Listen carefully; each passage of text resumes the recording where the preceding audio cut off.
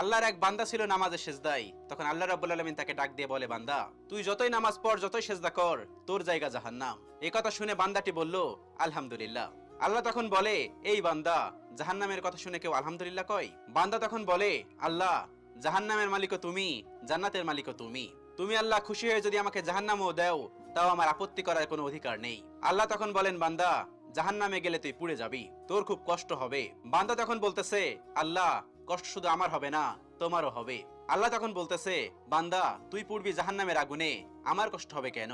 বান্দা তখন বলে, আল্লাহ, কোনো মায়ের কোল থেকে যদি কোনো বাচ্চা পানিতে পড়ে যায়, তাহলে কোনো মাই দূরে দাঁড়িয়ে থাকতে পারে না, দৌড়ে গিয়ে বাচ্চাকে কোলে নেয়। আমার বিশ্বাস ওই মায়ের চেয়ে কোটি কোটি গুণ দয়া তোমার বেশি। আমাকে জাহান্নাম দিলে তুমিও আল্লাহ শান্তি পাবে না। আল্লাহ তখন বলে, বান্দা, এই দলিল তুই কই পাইলি? বান্দা তখন বলে, আল্লাহ, আমাদের জাতির পিতা ইব্রাহিম আলাইহিস সালাম তোমার প্রেম মুখে নিয়ে যখন নমরুদের আগুনে পড়ে গেল, তার আগেই তুমি বলে